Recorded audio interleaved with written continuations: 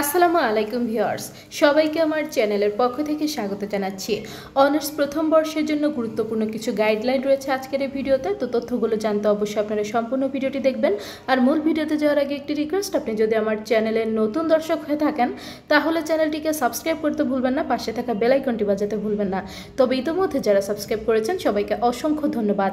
Page থেকে দেখলে অবশ্যই পেজটিকে ফলো করবেন। তো চলুন কথা না বাড়িয়ে মূল ভিডিওতে চলে আসি। প্রথমেই দেখতে পাচ্ছেন অনার্স প্রথম বর্ষের পরীক্ষার গাইড 2023-24। 60-এর বেশি মার্কস নিয়ে ফার্স্ট ক্লাস অর্জন করুন। লক্ষ্য সেট করুন, খাতায় ও ইন কোর্সে 60-এর বেশি মার্কস তুললে ফার্স্ট ক্লাস নিশ্চিত হবে। প্রথম ও দ্বিতীয় বর্ষে ফার্স্ট ক্লাস থাকলে তৃতীয় ও চতুর্থ বর্ষে চাপ কমবে। এরপর দেখুন লেখার ক্রম কিভাবে লিখবেন। ক, খ, গ বিভাগ সিরিয়ালে লিখতে হবে, এমন কোনো বাধ্যতামূলক নিয়ম নেই। আদর্শ ক্রম হচ্ছে প্রথমে ক, তারপর গ এবং শেষে খ বিভাগ লিখতে হবে। খ বিভাগে 20 মার্কসের জন্য অতিরিক্ত চাপ নেবেন না। এরপর দেখুন ক বিভাগ, 10-এ 10 মার্কস নিশ্চিত করুন। ক বিভাগে যে জ্ঞানমূলক যে 10টি সংক্ষিপ্ত প্রশ্ন আসে ওখানে 10-এ 10 রাখার ট্রাই করবেন।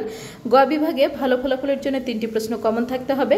কমন 3টিতে গড়ে 7 করে 21, বাকি 2টিতে ধরুন 7, মোট 21 + 7 28 হবে। খ বিভাগ, সঠিক উত্তর ও সুন্দর উপস্থাপনায় প্রশ্ন প্রতি গড়ে 3 মার্কস, 5টি প্রশ্নের জন্য পাবেন 12 মার্কস। এরপর মোট হিসাব করুন, 10-এ সংক্ষিপ্ত প্রশ্নে 10-এ 10 পেয়েছেন। গ বিভাগে 3টি প্রশ্ন কমন লিখেছেন, সেখানে 21 আর কয়েকটি লিখেছেন, সেখান থেকে তো কিছু নাম্বার দিবে, মোট 28 ধরুন। এরপর খ বিভাগে 12 পেয়েছেন। খ বিভাগে তো একদম ক্লিয়ার কাট মার্ক, আপনার সঠিক উত্তর হলে, সুন্দর উপস্থাপনা হলে ভালো মার্ক দেবে খ বিভাগের জন্য। তো মোট 50 হলো। আর ইন কোর্সে আপনি 10 পেলেন, 20 নম্বরের মধ্যে কি 10 পাবেন না? 6 নম্বর আপনার কলেজ থেকে অবশ্যই দিবার। আপনি যদি একটু ভালো লিখেন তাহলে কিন্তু সেখানে আপনাকে 10 নম্বর দেওয়া হবে। মোট 60, সেক্ষেত্রে ফার্স্ট ক্লাস 3.00+ ইনশাল্লাহ আসবে। আর উত্তরের মান ভালো হলে আরও বেশি মার্কস পাবেন। ধারাবাহিকতা, প্রশ্নে উল্লেখ থাকলে প্রতিটি বিভাগ ধারাবাহিকভাবে লিখতে হবে, অর্থাৎ একটি বিভাগ শেষ করে তবে অন্য বিভাগে যেতে হবে। সিরিয়াল এলোমেলো করা, একটি বিভাগের ভিতরে প্রশ্নের সিরিয়াল এলোমেলো করতে পারেন, এতে কোনো সমস্যা নেই, তবে এক বিভাগের মাঝে অন্য বিভাগের প্রশ্ন মেশাবেন না। নিয়মিত প্রস্তুতি নিন, সাফল্য আপনার হাতে। শুভকামনা আপনাদের প্রত্যেকের জন্য।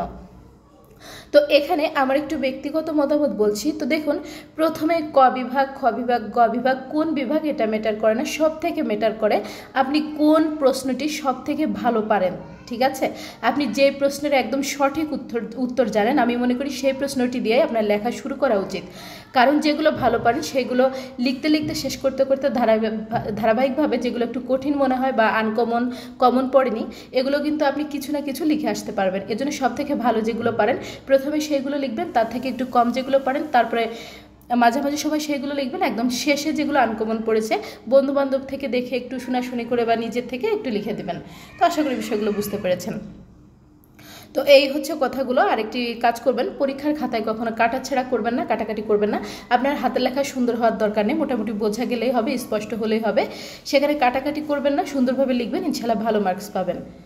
তো এই হচ্ছে আপনাদের জন্য আপডেটগুলো। এরপরেও গুরুত্বপূর্ণ আপনাদের আপডেট থাকবে, কিভাবে পরীক্ষার হলে ভালো করে লেখা যায়, কোন পেন ইউজ করবেন, পরীক্ষার হলে ভালো রেজাল্ট করার আমল, পাশ করার আমল, ইনশাল্লাহ এগুলো ধীরে ধীরে আপনারা আপডেট আমার চ্যানেলে পেয়ে যাবেন। এছাড়া অনার্স প্রথম বর্ষের পরীক্ষা সংক্রান্ত, ফর্ম পূরণ সংক্রান্ত, রেজাল্ট সংক্রান্ত সকল প্রকার আপডেট কিন্তু পেয়ে যাবেন। সেই সাথে জাতীয় বিশ্ববিদ্যালয়ের সকল বর্ষের প্রতিদিনকার চলমান সকল আপডেটগুলো আমার চ্যানেলে ইনশাল্লাহ পেয়ে যাবেন।